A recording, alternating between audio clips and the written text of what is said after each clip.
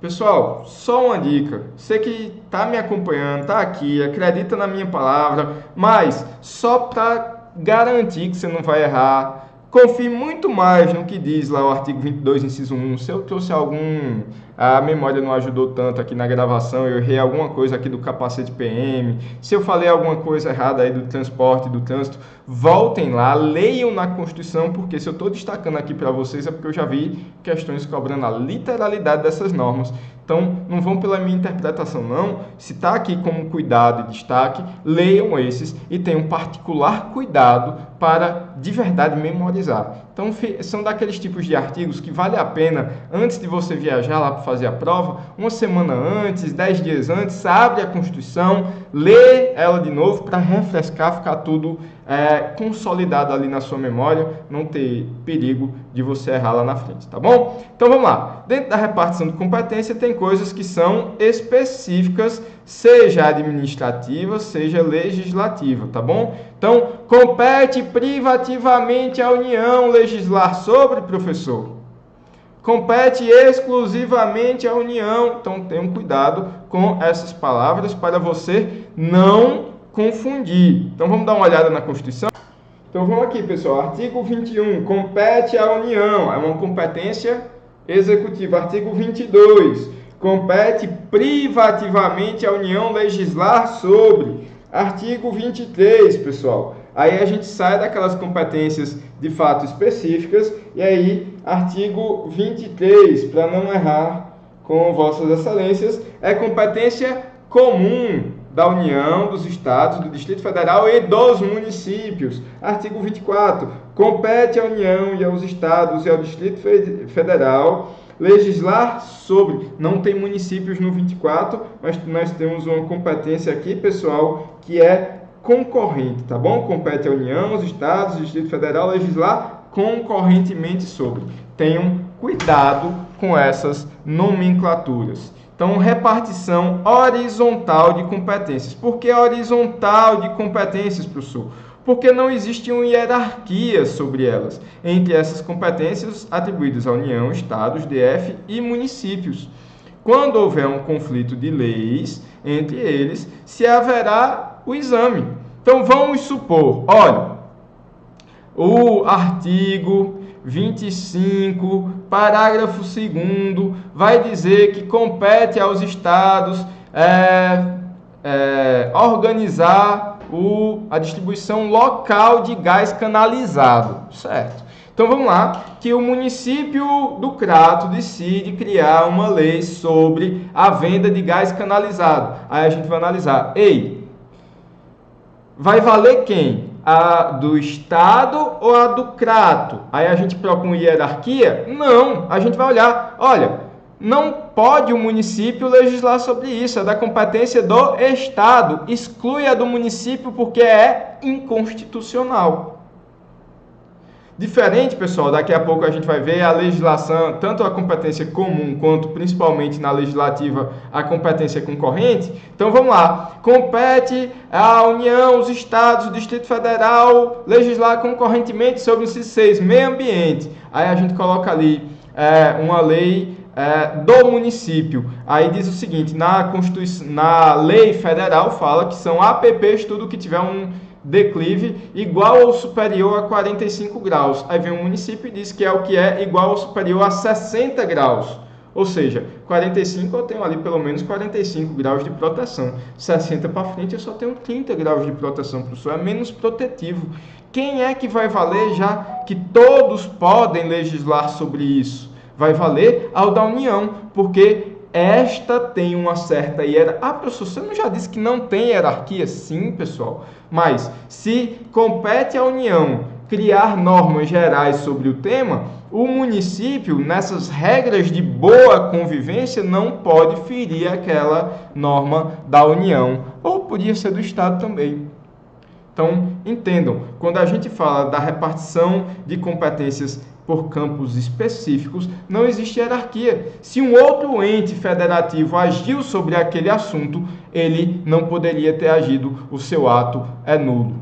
Tá bom? Agora, dentro daquele de competência comum, eu tenho regras gerais da União, um pouco mais específicas dos estados e ainda mais específicas e locais dos municípios. Aí sim, eu vou olhar, olha, a regra da União deve prevalecer sobre as outras, a regra do estado sobre as dos municípios.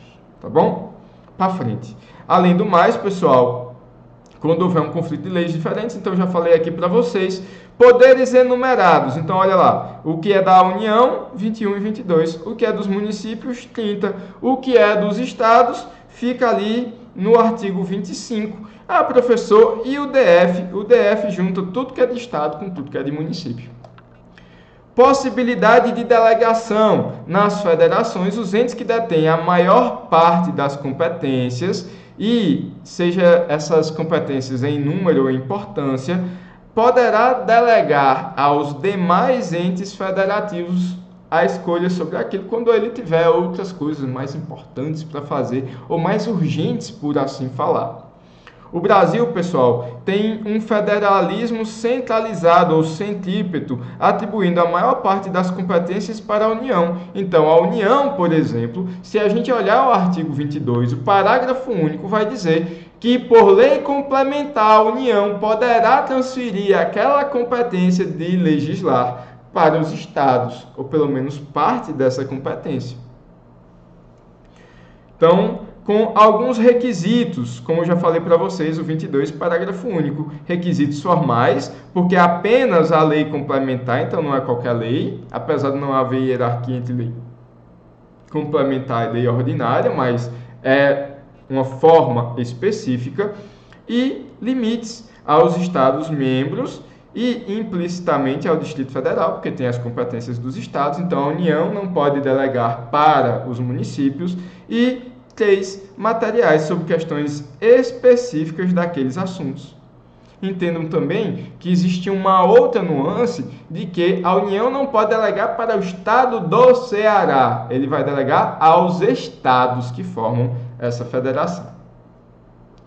Competências comuns, pessoal, como eu falei para vocês, federalismo cooperativo a competência comum é uma das características disso, então vocês veem na prova de vocês.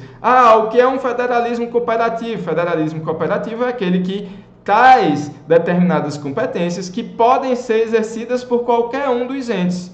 Via de regra, competências de ordem administrativa. A gente, então, estaria falando das competências comuns. Esse federalismo cooperativo também tem as competências concorrentes, só que essas de ordem legislativa.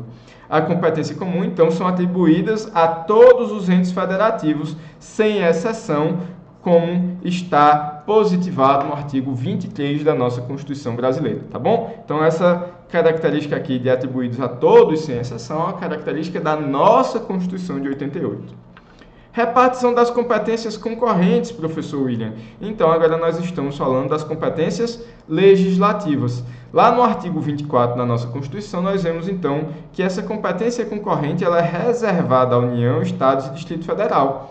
Houve uma exclusão da cabeça do artigo 24 da previsão dos municípios. Contudo, não custa lembrar para vocês que, basicamente, todas essas competências podem sim ser exercidas pelos municípios, desde que não contrarie as normas estaduais e federais e sejam sob interesse local de maneira suplementar. Artigo 30, incisos 1 e 2, tá bom? Cuidado, porque eu falei para vocês, se na competência específica nós não temos hierarquia, é da competência da União. Se o Estado faz, é inválido. É do Estado, se a União faz, é inválido. Do mesmo jeito, porque está reservado.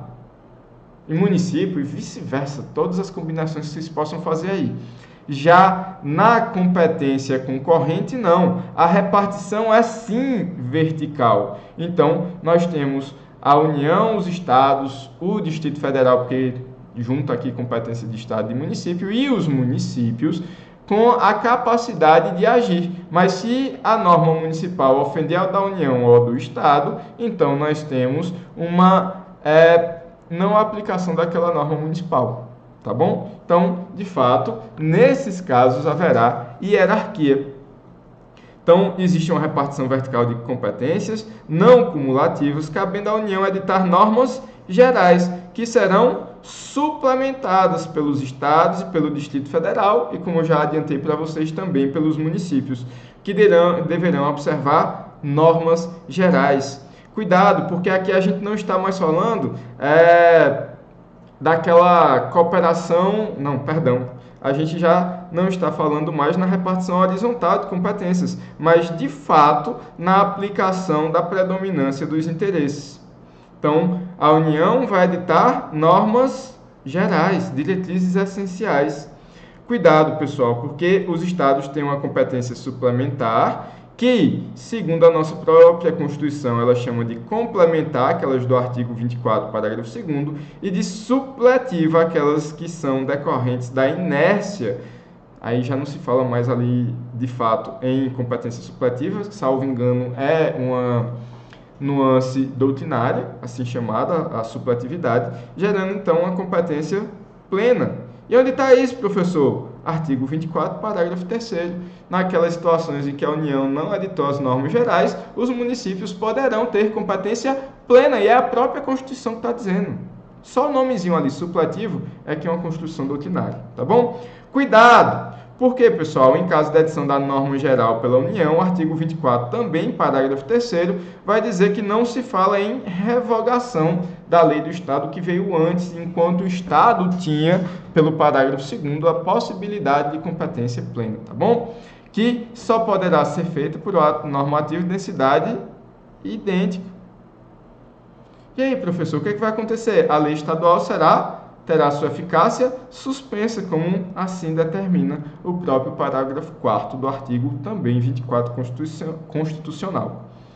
Cuidado, porque poderá haver efeito repristinatório tácito caso a lei federal deixe de produzir os efeitos. Por quê, professor? Então imagine, olha, a Constituição diz que é da competência da União editar normas gerais sobre aquele assunto e do Estado de complementar ou suplementar ali na sua atividade normal, certo? A União não fez. Então, vamos supor, é da competência da União legislar sobre... compete à União, os estados do DF, legislar concorrentemente sobre o inciso 6, meio ambiente, que é a minha praia, ok.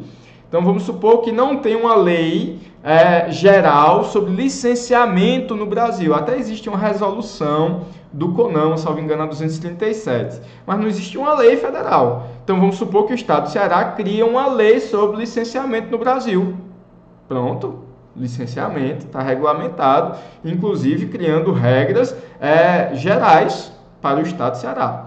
Vamos supor que no próximo ano surge a lei federal, certo? O que vai acontecer, professor? A gente suspende naquilo que for contrário apenas, entendam isso, apenas o que for contrário, a gente suspende o da lei estadual, o que não for contrário continua tendo sua eficácia. Agora vamos supor que a lei federal é declarada inconstitucional e sai do ordenamento. Aí aquela parte que estava com eficácia suspensa volta a ser exigível. Tá bom? Então, essa é uma das características dessa competência concorrente. Para encerrar, e os municípios, professor, já adiantei para vocês o artigo 30, inciso 1, que vai falar da competência suplementar. Um dos dois vai falar da competência suplementar e outro, quando for de interesse local, são incisos ali complementares, tá bom? Então, quando for local e suplementar a da União ou do Estado, o município poderá sim também editar normas sobre aqueles assuntos. Requisitos, pessoal, desde que exista a norma geral e as normas suplementares estaduais e desde que não seja contrário aos demais entes. Tá certo? Encerra aqui o nosso quarto bloco, mas a gente ainda tem assunto para tratar disso. Por gentileza, volta para a gente não deixar nada de fora. Até já.